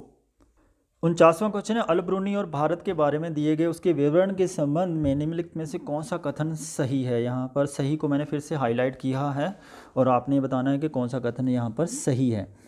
तो उससे देश से निकाल दिया गया था अल ब्रूनी को, ठीक है, ये कथन सही है। उसके अनुसार अस्पृश्य जातियों के लोग चारों जातियों के गांवों और शहरों के बाहर ही रह सकते थे। ये भी कथन उसके द्वारा दिया गया जो है बिल्कुल सही कथन है। सी ऑप्शन है ग्रहण की सूची प्रकृति के बारे में उसने ब्रह्मगुप्त के दृष्टिकोण का समर्थन किया था। नहीं, ये बिल्कुल गलत है, उसने उसका समर्थन बिल्कुल भी नहीं किया था। और उसके अनुसार हिंदू सोचते हैं कि उनके देश जैसा कोई और देश और धर्म जैसा कोई धर्म नहीं है। ये काम भी उसने बिल्कुल सही कथन है। ये तीनों स्टेटमेंट सही हैं, ए बी और डी। ए बी और डी यहाँ पर है ऑप्शन 2 में, यहाँ पर है राइट ऑप्शन ऑप्शन 2। 50वां क्वेश्चन है रबातक अभिलेख के संदर्भ में निम्नलिखित में से कौन सा कथन सही है। जितने भी अभिलेख हैं उनसे संबंधित एक आध क्वेश्चन आ ही जाता है। यहाँ पर भी रबातक अभिलेख के बारे में पूछ लिया गया है। तो कनिष्क और कड़फिसिस शासकों के बीच संबंध स्पष्ट करने के लिए ऑप्शन 1 और दूसरा ऑप्शन है अंतिम 3 मौर्य शासकों के बारे में नई जानकारी देने के लिए, और तीसरा ऑप्शन है विष्णु पूजा के प्रारंभिक स्वरूप का वर्णन करने के लिए, और चौथा ऑप्शन है आरंभिक तमिल इतिहास के तटीय व्यापार का वर्णन करने के लिए। व्याख्या जहाँ देखते हैं रबातिक अभिलेख, यह अभिलेख अफगानिस्तान के सुरकोतल के काफिर का किला, कई बार एग्जाम में आ चुका है ये, मैंने इसीलिए यहाँ पर लिख भी दिया है, और नामक पहाड़ी पर यह स्थित है। काफिर का किला पहाड़ी कहाँ पर स्थित है? अफगानिस्तान में। और ये 23 पंक्तियों का ये विशालतम अभिलेख बैक्टीरिया भाषा में और ग्रीक लिपि में लिखा हुआ है। ठीक है, ये 2 भाषा में लिखा हुआ है, आपको यह भी याद रखना होगा। Make sure to remember this. इसमें कुषाण शासकों की वंशावली दी गई है। अभिलेख में यह महानगरों कौंडिय, उज्जैनी, साकेत, कौशाम्बी, पाटलिपुत्र और चंपा का उल्लेख इसी अभिलेख में मिलता है, रबातक अभिलेख में। ठीक है, और बिहार के पूर्व चंपा तक उसका साम्राज्य फैला हुआ था। यह जानकारी केवल इसी अभिलेख से ही प्राप्त होती है, और इसमें कनिष्क की उपाधि सम्राटों का सम्राट, देवपुत्र और उसके द्वारा जो सम्मत चलाया गया था उसकी यहाँ पर जानकारी दे रखी है। और नाना देवी के मंदिर का निर्माण का आदेश भी उसने दिया था। और एक क्वेश्चन बार बार पूछा जाता है, यहाँ से वो क्वेश्चन बनता है कि उसने पूर्वजों की प्रतिमाओं को मंदिरों में स्थापित किया था। बहुत बार ये वाली स्टेटमेंट का क्वेश्चन आ चुका है। तो मैंने जितनी भी यहाँ स्टेटमेंट है मैंने यहाँ मेंशन कर दी है, आप इनको ध्यान से पढ़िए और याद कर लेना। यहाँ पर इसका राइट ऑप्शन होगा ऑप्शन 1। 51st क्वेश्चन है निम्नलिखित में से कौन से महायान बौद्ध धर्म के मुख्य लक्षण हैं? ऑप्शन ए है बुद्ध की प्रतिमा की पूजा, बिल्कुल सही है। और ऑप्शन 2 है स्थानीय पंथों का आत्म सातीकरण, ये भी कथन बिल्कुल सही है। बौद्ध मुख्य महायान बौद्ध धर्म के ये मुख्य लक्षण थे। ठीक है, और बौद्धिस्तव की अवधारणा, ये भी कथन सही है। और डी ऑप्शन है बौद्ध दर्शन के प्रसार के लिए पाली का प्रयोग करना, ये कथन बिल्कुल गलत है, क्योंकि बौद्ध दर्शन के प्रसार के लिए पाली मैंडेटरी नहीं थी। तो यहाँ पर ये कथन गलत हो जाएगा। यहाँ पर ऑप्शन होना चाहिए ऑप्शन 4, ए, बी और सी। 1855 के संथाल विद्रोह के निम्नलिखित में से कौन से लक्षण हैं? ऑप्शन ए है विद्रोह के क्षेत्र को दमने कोह कहा गया था, सही कथन है। ऑप्शन ए को यानी कि जो 1855 का संथाल विद्रोह था उसमें विद्रोह का जो एरिया था उसको दामन कोह कहा गया था। और बी ऑप्शन है आदिवासियों ने बाहरी लोगों को बाहर खदेड़ने का पक्का निश्चय कर लिया था, ये भी संथाल विद्रोह का मेन लक्षण था। और विद्रोहियों ने विदेशी सत्ता को पूरी तरह से ध्वस्त कर देने की भी घोषणा कर दी थी, ये भी कथन सही है। आदिवासियों के पास आधुनिक हथियार कहाँ से आएंगे भाई, ये गलत था। और ग्वालों और लोहारों जो दूध बेचने वाले थे ने आदिवासियों का विरोध किया था, बिल्कुल गलत है। वहाँ उन्होंने इतने लोगों का विरोध, ये वाले लोग तो करते ही नहीं है ना, उनको क्या ज़रूरत पड़ी थी उनका विद्रोह करने का। ये तो कॉमन सेंस से आंसर हो जाएगा। यहाँ पर ए, बी और सी तीनों होने चाहिए सही। ए, बी और सी यहाँ पर ऑप्शन 3 में है, यहाँ पर है right option option 3। 53rd question है तमिल सिद्धों के संदर्भ में निम्नलिखित में से कौन सा कथन सही नहीं है? यहाँ पर फिर से नहीं के ऊपर जरूर ध्यान रखना है। ऑप्शन 1 है तिरुमुल्लर का दर्जा सभी तमिल सिद्धों में सबसे ऊंचा है, तो कौन सा कथन सही नहीं है? हमने जो नहीं है वो हमने बताना है, तो ये कथन बिल्कुल सही है। दूसरा ऑप्शन है तमिल सिद्धवाद में ब्राह्मण विरोधी और कर्मकांड विरोधी लक्षण मिलते हैं, ये भी कथन सही है। और तमिल सिद्धों ने शिव तथा तमिल देवता मुरुगन के महत्व पर जोर दिया था, ये भी कथन तमिल सिद्धों के बारे में सही है। और तमिल सिद्धों का मुख्य केंद्र तोंडेनाडु और पांडेनाडु था, यह कथन गलत है। यहाँ पर है इसका right option option 4। 54th question है मुगल काल के परवंचाओं के बारे में निम्नलिखित में से कौन सा कथन सही है? हमने सही कथन बताना है। ऑप्शन ए है मुगल साम्राज्य के अधिकारियों और मंत्रियों द्वारा जारी किए जाने वाला आज्ञा पत्र होता था, ये बिल्कुल सही कथन है। ठीक है, और दूसरा ऑप्शन है इस पर राजकीय मोहर की जरूरत नहीं होती थी, ये भी कथन सही है। वे सम्राट के पूर्व आदेशों के संदर्भ में जारी किए जाते थे, यह कथन भी बिल्कुल सही है। और डी ऑप्शन है मुगल वंश के आरंभिक चरण में बेगमों और शाहजादों की तनख्वाह के निर्धारण के लिए परवंचा जारी नहीं किया जाता था, ये कथन गलत है। यहाँ पर 3 ऑप्शन सही हैं, ए, बी और सी। राइट ऑप्शन होगा ऑप्शन 3।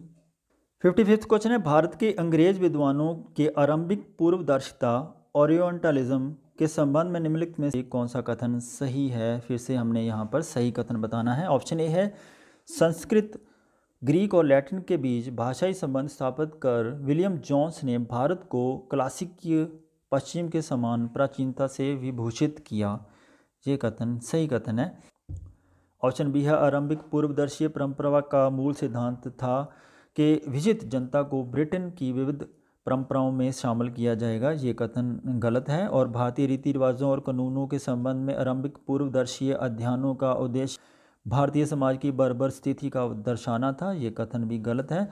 और पूर्वदर्शीय परंपरा के आरंभ में आगे चलकर कलकत्ता मद्रास एशियाटिक सोसाइटी की स्थापना हुई थी, ये कथन बिल्कुल सही है। यहाँ पर 2 ऑप्शन सही है, ए और डी। ए और डी यहाँ पर है ऑप्शन 2 में, राइट ऑप्शन होगा ऑप्शन 2। यदि आपको ये वीडियो अच्छी लग रही है तो वीडियो को लाइक और शेयर ज़रूर कर दिया करो, क्योंकि लाइक करने से मुझे मोटिवेशन मिलता है और शेयर करने से दूसरों को फ़ायदा होता है। और आप नीचे कमेंट सेक्शन में कमेंट ज़रूर करिए कि आपको वीडियो कैसी लगी। मैं चाहता हूं कि आपके कमेंट मेरे लिए मार्गदर्शन का काम करेंगे। यदि आपको PDF चाहिए तो आप मेरे टेलीग्राम एप्लीकेशन पर जाइए, वहाँ पर सर्च करिए @देविंदर सर, और वहाँ पर आप स्टडी हमारे साथ चैनल को ज्वाइन करके डाउनलोड कर सकते हैं। यदि आपको वहाँ भी प्रॉब्लम होती है तो आप, मेरा फ़ोन नंबर है 7973109547, इस नंबर पर मेरा टेलीग्राम एप्लीकेशन चल रहा है, आप वहां से इसको ज्वाइन करके डाउनलोड कर सकते हैं।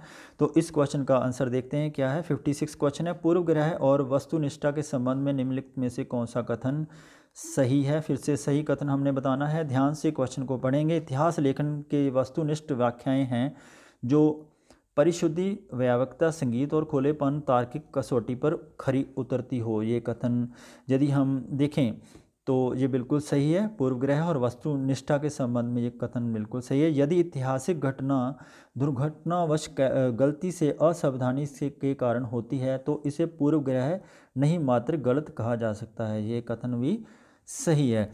और पूर्व ग्रह ग्रस्त इतिहास में त्रुटियां दुर्घटना नहीं वर्णन स्वदेशी होते हैं, ये भी कथन सही है। पूर्व ग्रह ग्रस्त विवरण बहुधा अपने विषय का एक पक्षीय वर्णन प्रस्तुत कर अनुचित होते हैं, ये कथन भी सही है। यहाँ पर सभी कथन सही है। यहाँ राइट ऑप्शन होगा ऑप्शन 2। निम्नलिखित में से किस गुप्त शासक ने सबसे कम स्वर्ण प्रतिशत वाले स्वर्ण सिक्के जारी किए थे। सबसे कम जिसमें स्वर्ण की मात्रा होती थी, कौन सा शासक था। स्कंदगुप्त, बुद्धगुप्त, नरसिंहगुप्त या फिर विष्णुगुप्त। तो स्कंदगुप्त, बुद्धगुप्त और नरसिंहगुप्त ने इनके जो सिक्के थे उनमें तो स्वर्ण की काफ़ी ज़्यादा मात्रा थी, जिसमें कम मात्रा वाला था वो था विष्णुगुप्त का। यहाँ पर है राइट ऑप्शन ऑप्शन 4। सूची को सूची 2 के साथ हमने मिलाना है। पद और उनके प्रभावी हैं, उनको कौन कौन से पद दिए हुए थे वो हमने मिलाना है। ऑप्शन ए है अमीर कोही। अमीर कोही कृषि का भावी अधिकारी होता था, ठीक है। और उसके बाद अमीर अखर, ये होता था घोड़ों का कमान अधिकारी। और ब्रीद, ब्रीद होता था खुफिया एजेंसी वाला जो होता था ना, जो इंटेलिजेंस ब्यूरो होता था जैसे हमारे भारत में है, वो होता था ब्रीद। और दबीर होता था सचिव, ठीक है। यहाँ पर हम इसको मिलाएंगे तो ए का 3, बी का 4, सी का 1 और डी का 2 यहाँ पर मिल जाएगा। यहाँ पर राइट ऑप्शन है ऑप्शन 4। तो सती प्रथा का पहला अभिलेखीय साक्षी निम्नलिखित में से किस अभिलेख में मिलता है। एरन अभिलेख, और रुद्रदामन का जूनागढ़ अभिलेख, या फिर समुद्रगुप्त का इलाहाबाद स्तंभ लेख, हर्ष का मधुबन लेख, ये सारे लेख हैं। यहाँ ऐसे क्वेश्चन जब आते हैं ना तो आप लोगों को ये तो पता चल जाएगा कि भानुगुप्त का जो एरन अभिलेख है भानुगुप्त का है, और रुद्रदामन का जूनागढ़ है, उन्होंने बनवाया था, और समुद्रगुप्त का इलाहाबाद है, हर्ष का मधुबन अभिलेख है। और कई बार ऐसे क्वेश्चन मिलान में भी पूछ लिए जाते हैं, और ऐसे क्वेश्चंस को करने के लिए आपको प्रैक्टिस की ज़रूर रहती है। और सती का जो सबसे पहला अभिलेखीय साक्ष्य जो मिलता है वो भानुगुप्त का एरन स्तंभ लेख से मिलता है। यहाँ पर इसका राइट ऑप्शन हो जाएगा ऑप्शन 1। और भानुगुप्त इसका एरन अभिलेख 510 ईस्वी में, और इसमें हूण आक्रमण का उल्लेख है, और जिनसे लड़ते हुए भानुगुप्त का सेनापति गोपराज, वो मर गया था और गोपराज की पत्नी उस समय सती हो गई थी। और यह सती प्रथा का सबसे पहला अभिलेखीय साक्ष्य है। और इतिहासकार राय चौधरी महोदय ने इस युद्ध को स्वतंत्रता संग्राम, वार ऑफ लिबरेशन की संज्ञा दी थी। कई बार एग्ज़ाम में इससे संबंधित फैक्ट भी पूछ लिया जाता है, तो आपको इसका सही आंसर पता होना चाहिए। अगला प्रश्न है, ये प्रश्न भी बहुत अच्छा है। निम्नलिखित में से किस ग्रंथ में हिंदुस्तान के सूफी संतों का जीवन वृत्तांत दिया गया है जिसके रचयिता ने उसे जहांगीर को भेंट किया था? ये किया था अखबार उल लख्यार में। यहाँ पर इसका सही आंसर होगा ऑप्शन 3। 61 क्वेश्चन है, निजामशाही राज्य में मलिक अंबर ने कृषि और राजस्व ढांचे में क्रांतिकारी बदलाव किए। इस संदर्भ में निम्नलिखित में से कौन सा प्रावधान सही है? हमने देखना है कि यहाँ पर कौन सा कथन सही है, कौन सी स्टेटमेंट जो सही है। निजामशाही राज्य में मलिक अंबर के द्वारा जो कृषि राजस्व ढांचे में उसने जो क्रांतिकारी बदलाव किए थे उनको देखना है कौन सा सही है। मलिक अंबर ने क्या किया था कि भू राजस्व संग्रहण प्रणाली को ठेके पर देने की प्रथा जो है वो समाप्त कर दी थी। ऑप्शन 1 यहाँ पर सही है बिल्कुल। और उसने भू क्षेत्र का आंकलन करना सरकारी निगाह के द्वारा कराना चाहा और उसे नज़रपानही की शुरुआत की थी। ये कथन भी बिल्कुल सही है। जो नज़रपानही था वो उसके अंतर्गत क्या होता था कि भागत और नबूत में बांटा जा सकता था ज़मीन को। ये कथन गलत है। और भू राजस्व की अधिकतम दर भूमि की उर्वरा शक्ति के आधार पर उपज का 1/4 और 1/2 हिस्सा हुआ करती थी। ये कथन भी बिल्कुल सही कथन है। यहाँ पर ए, बी और डी कथन सही हैं। ये तीनों हैं ऑप्शन 3 में। यहाँ पर है राइट ऑप्शन, ऑप्शन 3। 62 क्वेश्चन है, बहुत अच्छा क्वेश्चन है, इंपॉर्टेंट क्वेश्चन है। प्रशासन में महिलाओं की भागीदारी निम्नलिखित में से किस राजवंश की विशेषता रही है? चहमानों की, चंदेलों की, चालुक्यों की या फिर चौलों की? तो जो महिलाओं की भागीदारी का सिस्टम था वो सबसे ज़्यादा था चालुक्य राजवंश में। ठीक है, यहाँ पर इसका सही आंसर है ऑप्शन 3। आरंभ से शुरू करते हुए निम्नलिखित संस्थाओं की स्थापना को कालानुक्रम में लगाना है हमने। ठीक है, तो बहुत अच्छा क्वेश्चन है। बार बार ऐसे क्वेश्चन एग्जाम में आते हैं, 3-4 बार ऐसे, तीन मेरे हिसाब से 2 से 3 क्वेश्चन ऐसे आ चुके हैं। आप ऐसे क्वेश्चन को ध्यान से करिए, बहुत अच्छे क्वेश्चन हैं। ऐसे क्वेश्चन बार बार आते हैं। ठीक है, जो फोर्ट विलियम कॉलेज था उसकी लॉर्ड वेल्जली ने 10 जुलाई 1800 में उसने उसकी स्थापना की थी। ठीक है, और एशियाटिक सोसाइटी ऑफ बंगाल 15 जनवरी 1784 सर विलियम जोन्स ने इसकी स्थापना की थी। और संस्कृत कॉलेज बनारस की स्थापना 1791 ईस्वी में जोनाथन डंकन ने की थी। और कलकत्ता मदरसा की स्थापना 1781 में वॉन हेस्टिंग के द्वारा की गई थी। ठीक है, इसको यदि हम मिलाएंगे तो सही ऑप्शन होगा ऑप्शन 2, डी, बी, सी और ए। निम्न में से किस मालवा सुल्तान ने मांडू में एक विशाल दारुल शिफा जिसे हॉस्पिटल कहते हैं उसका निर्माण करवाया था? हुशांग शाह, ग्यास शाह, महमूद खिलजी 1 या महमूद खिलजी 2? किन इनमें से किसने करवाया था? ये करवाया था ऑप्शन 3 महमूद खिलजी फर्स्ट ने। तो महमूद खिलजी फर्स्ट ने 1432 ईस्वी से लेकर 1436 ईस्वी में वो महमूद खिलजी जो था वो सुल्तान जो एरिया था सुल्तान का वज़ीर था। तो उसने क्या किया था कि अपना जो मालिक था उसको उसने जहर दे डाला और 1436 ईस्वी में वो उसकी गद्दी पर बैठ गया। तो 1436 ईस्वी से लेकर यहाँ पर थोड़ा मिसप्रिंट गलत हुआ है, 1469 है 1469। और अपनी मृत्यु तक लगभग उसने शासन किया था और खिलजी वंश जो उसने है वो चलाया था। और महमूद खिलजी ने ही मालवा सुल्तान जो था मालवा का, उसने मांडू में एक विशाल दारुल शिफा हॉस्पिटल का निर्माण करवाया था। यहाँ पर है राइट ऑप्शन, ऑप्शन 3। बहुत अच्छा क्वेश्चन है, बहुत इंपॉर्टेंट, मैं कहूँगा सबसे डिफ़िकल्ट क्वेश्चन यदि मुझे इस पूरे क्वेश्चन पेपर में लगा तो वो केवल ये क्वेश्चन था। तो खरोष्टी लिपि में लिखित धम्मपद की पांडुलिपि कहाँ से प्राप्त हुई है? बहुत डिफ़िकल्ट क्वेश्चन था, इसका आंसर ढूंढना काफ़ी मुश्किल था। ऑप्शन ए है तुर्फान से, काशगर, कूची या फिर खोतान से। तो सही आंसर है इसका राइट ऑप्शन, ऑप्शन 4 खोतान से लिखित धम्मपद की पांडुलिपि आपको मिल जाएगी। ये मैंने पूरी स्टेटमेंट यहाँ पर लिख दी है, आप इसको जूम इन करके भी पढ़ सकते हैं और पीडीएफ भी आप लेकर के इसको यहाँ से पूरी जानकारी ले सकते हैं।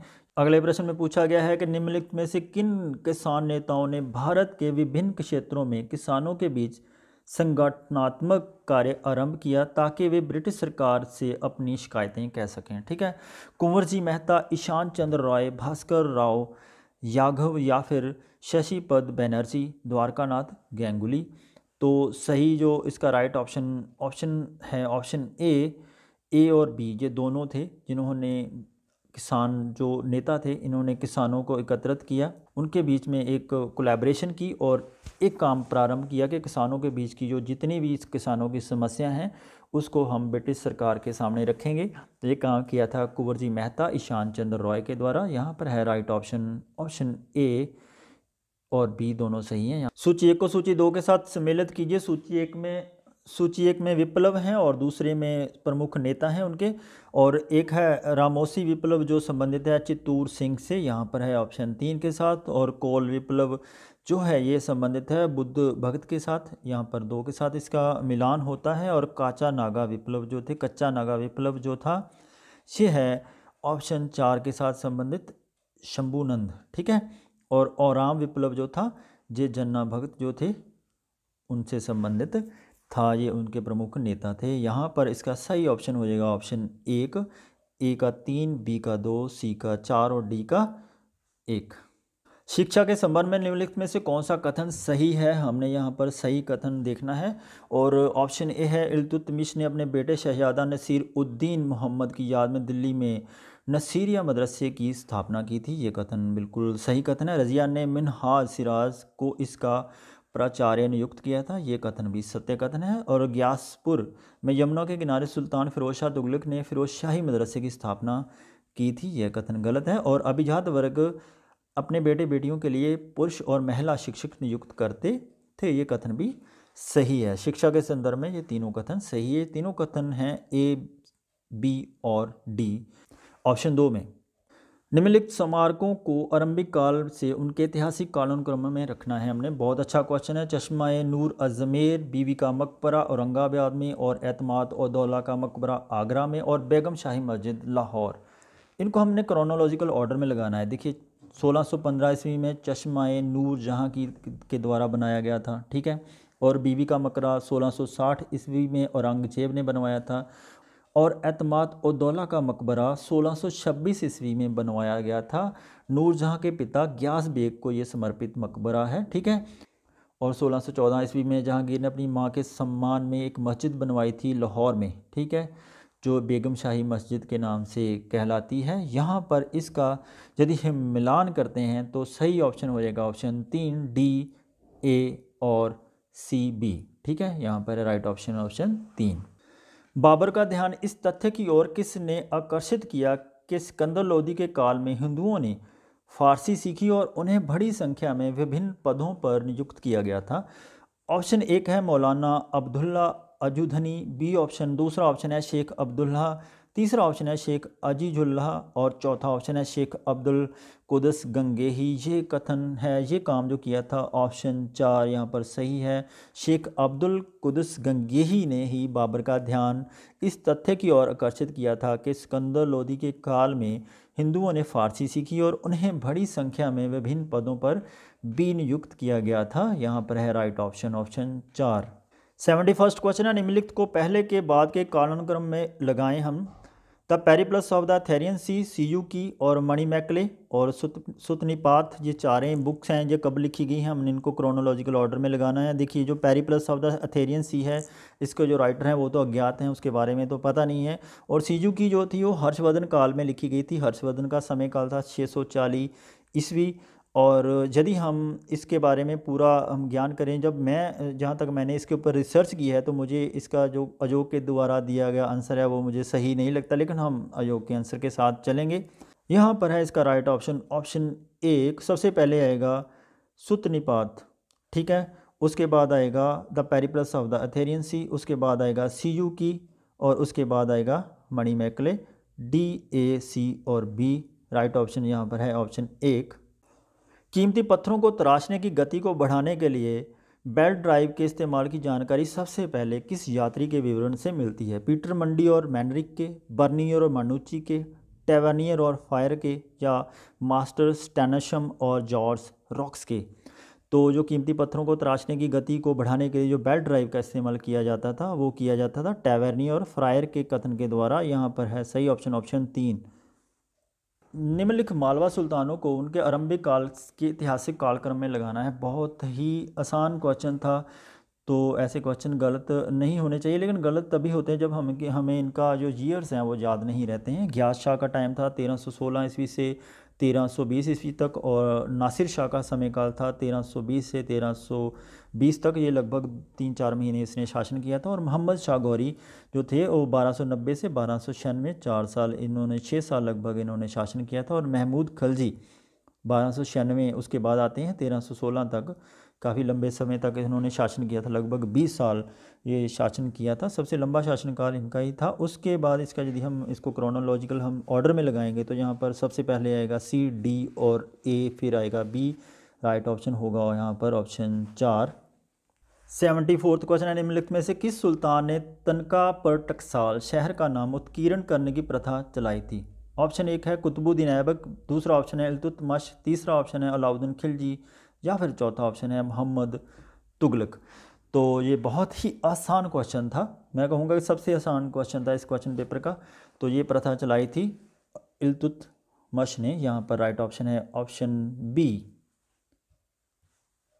निम्नलिखित में से किस ग्रंथ में सबसे पहले मध्यकालीन भक्तों का विवरण एक जगह पर मिलता है? जितने भी मध्यकालीन भारत के भक्त हुए हैं उनका विवरण एक ही ग्रंथ में मिलता है, वो कौन सा ग्रंथ है? भक्तमाल, वैष्णव, तब्य भास्कर, चौरसी वैष्णवों की वार्ता, या 252 वैष्णवों की वार्ता में? तो सही आंसर है भक्तमाल में, ये राइट ऑप्शन है। यहाँ पर है इसका ऑप्शन 1 भक्तमाल। तो भक्तमाल हिंदी का एक ऐतिहासिक ग्रंथ है, ठीक है। इसकी रचना नाभादास या फिर नाभा जी ने की थी, ठीक है। भक्तमाल के 2 पहलू बताए जाते हैं, एक में रामानुज आचार्य के पहले के सभी प्रकार के भक्तों का नाम आता है, और दूसरे में एक कवि भक्ति के रूप में विशिष्ट गुणों का वर्णन किया गया है। यहाँ पर है इसका राइट आंसर भक्तमाल ऑप्शन 1। स्वदेशी आंदोलन के संबंध में निम्नलिखित कथनों में से कौन सा कथन सही है? हमने सही कथन बताना है। यहाँ पर स्वदेशी आंदोलन की औपचारिक घोषणा 7 अगस्त 1904 को की गई थी, ये कथन गलत है।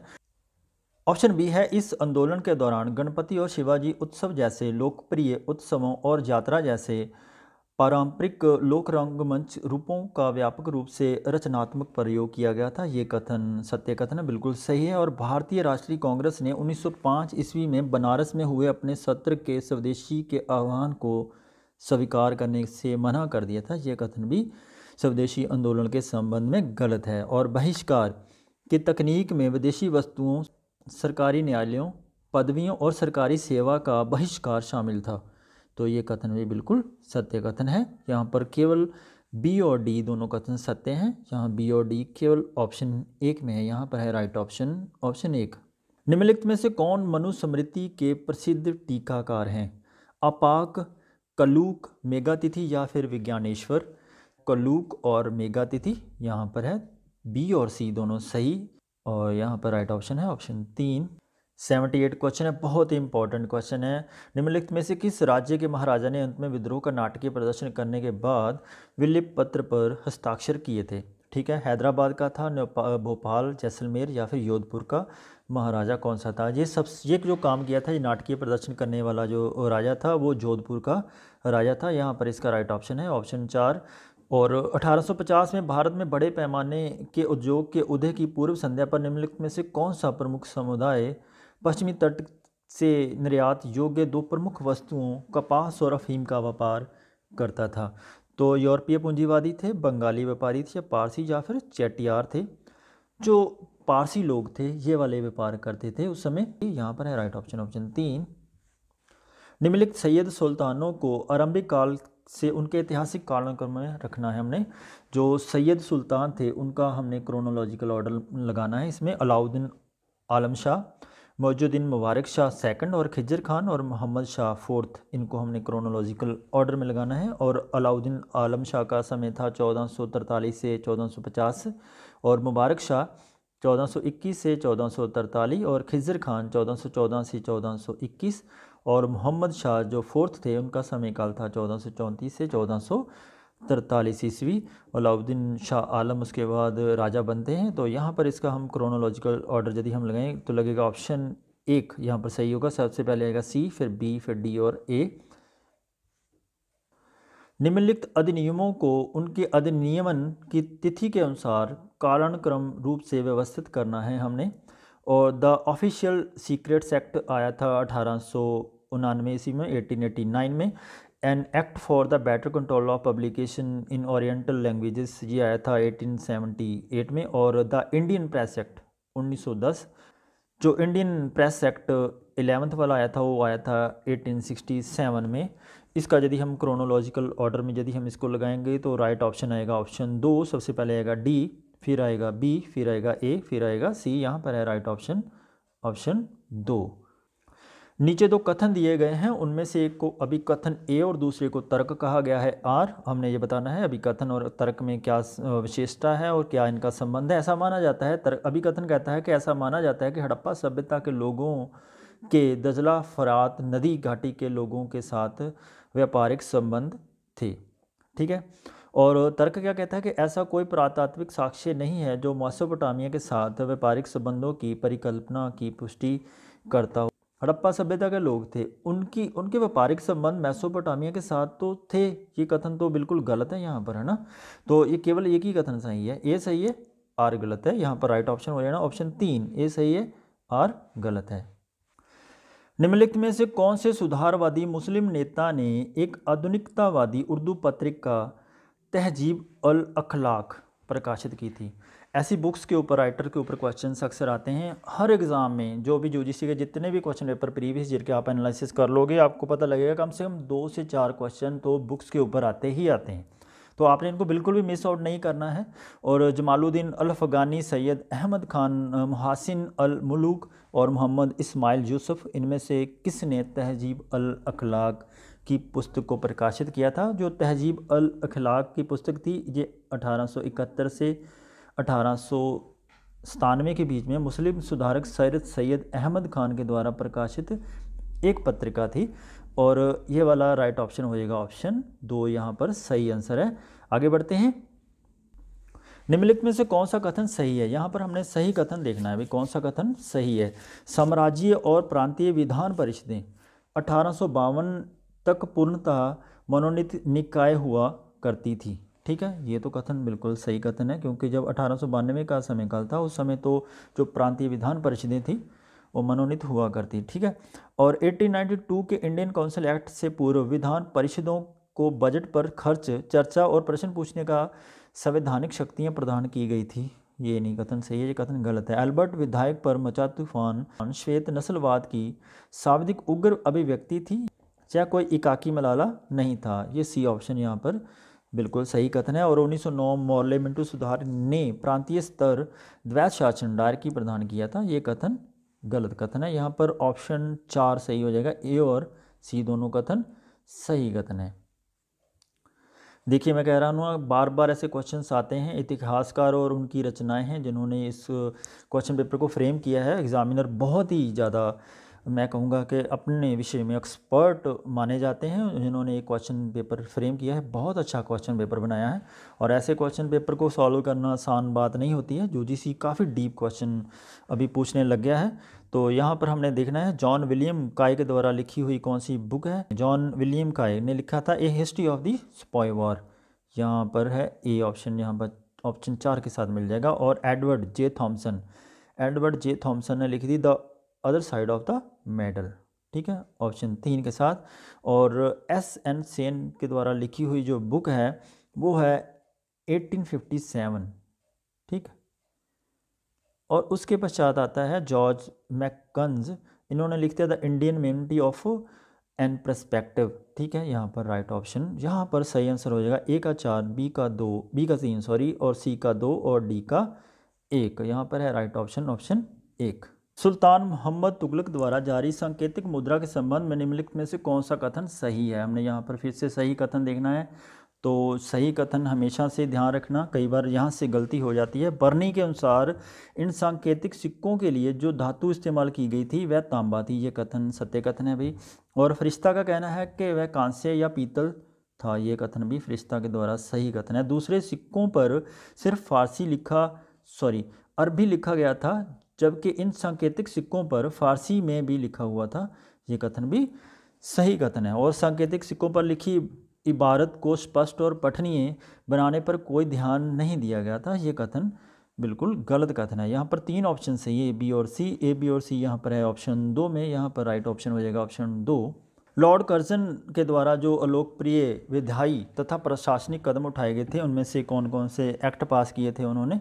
ऑप्शन ए है Calcutta municipal amendment act, option B है इंडियन यूनिवर्सिटीज़ एक्ट और ऑप्शन सी है इंडियन ऑफिशियल सीक्रेट एक्ट या फिर D criminal law amendment act. तो जो लॉर्ड कर्जन के द्वारा बनाए गए एक्ट थे उनमें आते हैं, एक तो कलकत्ता म्यूनिसिपल अमेंडमेंट एक्ट आता है, ठीक है, ऑप्शन ए यहाँ पर एक सही है। और लॉर्ड कर्जन ने बनाया था इंडियन यूनिवर्सिटी एक्ट, ये भी लॉर्ड कर्जन के द्वारा बनाया गया था। और इंडियन ऑफिशियल सीक्रेट एक्ट ये भी लॉर्ड कर्जन ने ही बनाया था। तो यहाँ पर राइट ऑप्शन हो जाएगा ऑप्शन एक, ए, बी और सी। ये भी क्वेश्चन बहुत अच्छा क्वेश्चन है। मंदिरों के ऊपर भी क्वेश्चंस बार बार एग्जाम में आते हैं। जितने भी साउथ इंडिया के मंदिर हैं उनकी शैलियाँ हैं, उनके द्वारा बनाए गए जितने भी कहते हैं ना कि क्वेश्चन को बनाने के लिए एग्जामिनर किसी भी डीप हद तक जा सकता है।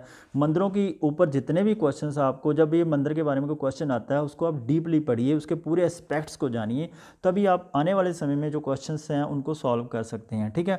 निम्नलिखित मंदिरों में से कौन सा मंदिर ईंटों से बना हुआ है? यहाँ पर हमने सही आंसर बताना है कौन सा मंदिर ईंटों से बना हुआ है। यहाँ पर है राइट ऑप्शन, ऑप्शन 3, एक और डी। यहाँ पर भीतर गांव का जो कानपुर का मंदिर है एक तो ये बना हुआ है, ठीक है, और दूसरा लक्ष्मण मंदिर जो खजुराहो का, सॉरी लक्ष्मण मंदिर जो सिरपुर का है, ये वाला नहीं है, ये दो कथन गलत हैं।